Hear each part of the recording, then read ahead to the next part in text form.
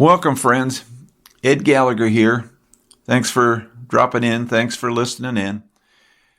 I'm going to gallop through a baker's dozen of bullet points on Emily Dickinson in preparation for the March 20 ARE program. Bullet number 1, Dickinson's milieu. Her dates are 1830 to 1886. Her life frames the Civil War. She's a contemporary of Emerson, Thoreau, Whitman, Hawthorne, Melville, and so forth, the flowering of American literature in the middle of the 19th century.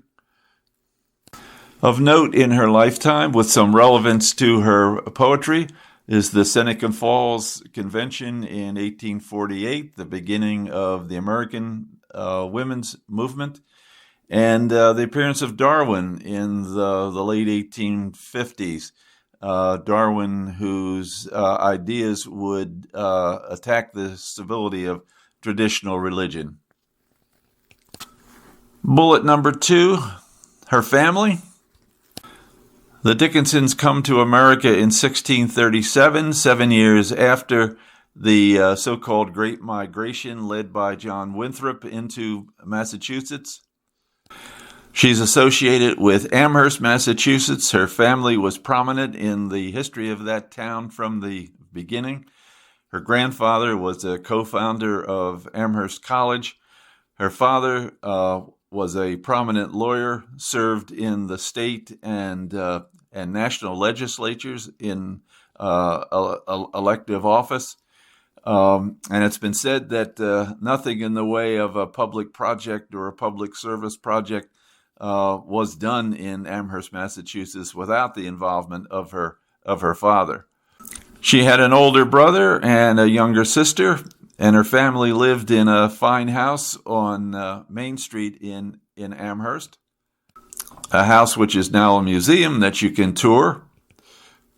The family had helpers. I guess we wouldn't call them servants. They were a well-to-do family. Her brother and his wife, Susan Gilbert Dickinson, lived in a house on the same property, a house that was built for them. It's been said that the family was royalty in Amherst. Bullet point number 3, Emily's childhood. She had a normal childhood. Of special note is her attachment, what one biographer called her extravagant attachment to a small group of girlfriends, 5 or 6, with whom she exchanged letters at a young age and with whom she remained in contact as much as possible through her life, and even imagined them rejoining a reunion with them in the afterlife. Number 4, her education. Emily Dickinson got an education which is as good as it gets in 19th century America, and especially for women. She attended Amherst Academy and Mount Holyoke Seminary for a year, which would become Mount Holyoke College. Both educational institutions that benefited from the superb faculty at Amherst College. She was a good student. Surprisingly, she had an interest in science, which shows up in her poetry.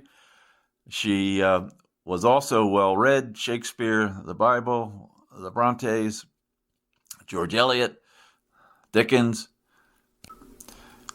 etc., etc. Popular writers like Longfellow and many other writers that don't rise to our visibility at this distance. Her father bought her books. She was a bookish child and remained bookish through her life. Bullet number 5, religion. She was raised thoroughly Christian. Her family were members of the First Congregational Church in Amherst. There was daily prayer in the home. There were strong religious contexts at both Amherst Academy and Mount Holyoke. Of special importance to us is the fact that in order to become a member of the church, a full-fledged member of the church, one had to make a public declaration of the movement of grace in one's soul. And there were probably about 10 revivals in Amherst in Dickinson's lifetime, periods in which people were encouraged to come forward and declare the presence of God in their souls in public declarations. Over the course of time, each member of Dickinson's family made such a public declaration. Emily Dickinson significantly did not. She stood out in terms of her refusal in her family and also in her school contexts. The well-known story is that she was the only one of a few students at Mount Holyoke, of the 200 and some students at Mount Holyoke, who refused to make such a public declaration. She never formally renounces her religion, but in her late 20s, around the age of 30, she gradually stops going to church and finally stops going at all. Bullet point number 6, what we might call reclusivity. Emily Dickinson is known as a recluse. Inch by inch, as one of her biographers terms it, Emily withdraws from society. I mentioned she at some point stops going to church. At some point, gradually, she stops even leaving the house. In her young years, she visits Boston, she visits Washington, she visits Philadelphia. But by her late 30s, she rarely even leaves the house to go next door to the home of her brother and sister-in-law. Bullet point number 7, let's call it breakdowns. In the sampler that I provided for you, you see a category of poems called breakdown. There are poems that are so stark in their depiction of mental trouble, mental distress, that some Dickinson commentators have speculated that at some point she suffered a mental episode. There does not seem to be any factual evidence, family evidence, medical evidence to support this idea. It's based on those poems, I gather. And I include this bullet point just for comprehensiveness. Bullet point number 8, let's call it reputation. What was her reputation? Would surprise you that she had a reputation around town as an eccentric, as a kind of character. As she got older and refused to see people, and when there were visitors to the house, she would talk to them through a closed door or from another room or from the second floor, invisible to the visitors. Worth remarking are such things like she gave treats to the neighborhood children by dropping them in a basket from her second floor bedroom window. And at some point in her life, she started wearing white totally.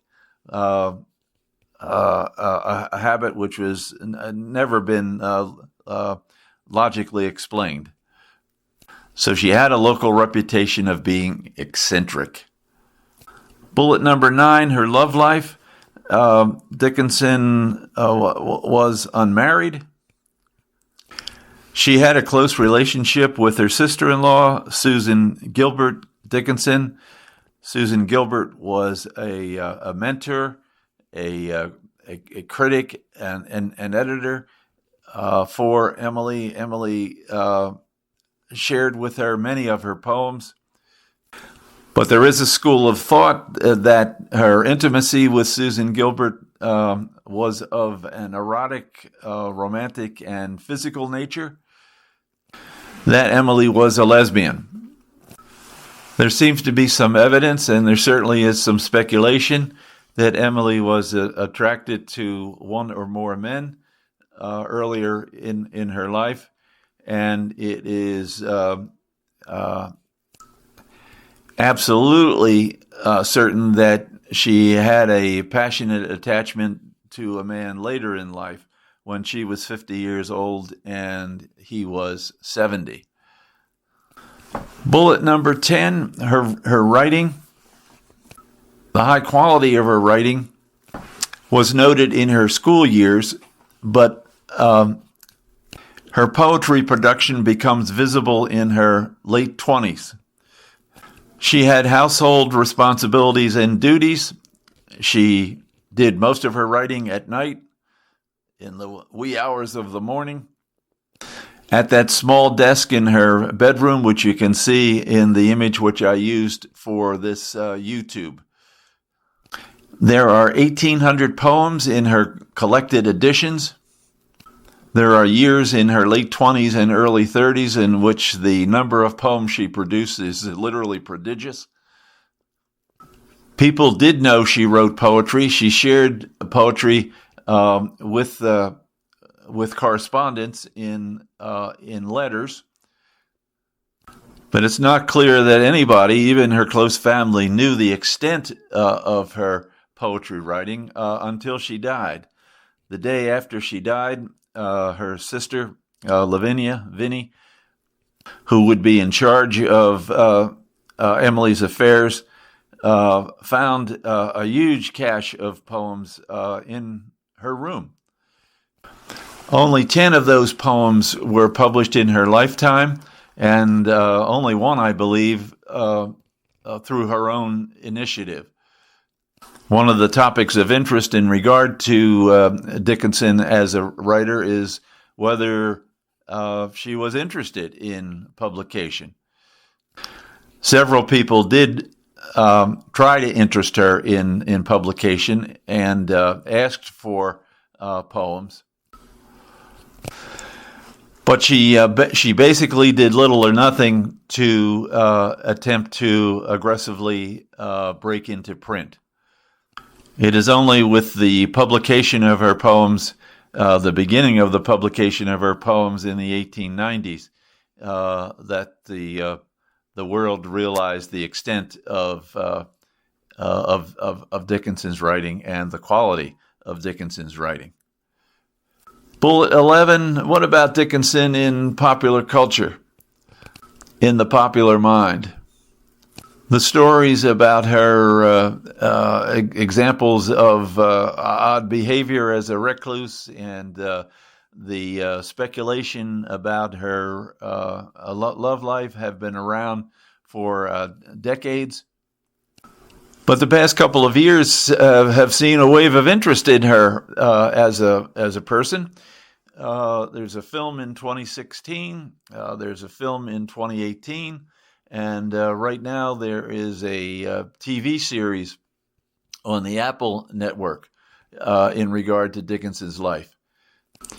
In these recent depictions of her intimate, romantic, physical relationship with Susan Gilbert Dickinson is a given.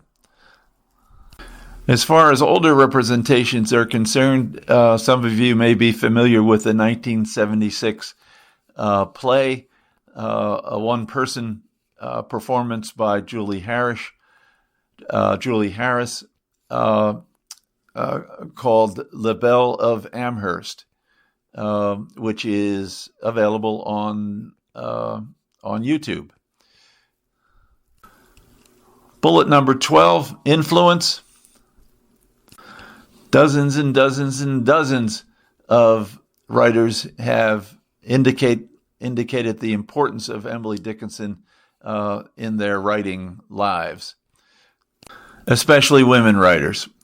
And just to give one recent example, I just saw a documentary in which Joy Harjo, a Native American writer and poet laureate, former poet laureate of the United States, singles out Dickinson as important to the beginning of her writing career.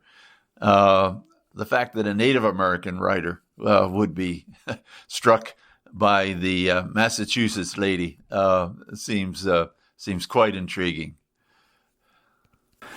And bullet number 13, the 1,800 or so poems of Dickinson are collected in two major editions by Thomas Johnson and by R.W. Franklin, as I've indicated on the Dickinson sampler that I have provided for you. And there was also a collection of 1,000 letters that Dickinson wrote. So the resources for studying Dickinson are plentiful. I should mention of note also that there is a smaller collection of the correspondence between Dickinson and Susan Gilbert Dickinson, in which you can see the nature of their attachment. So, wow, there's a quick gallop through some context for Dickinson for those of you who might want a wider margin for thinking about her and understanding her poetry. Thank you for listening. Gallagher over and out.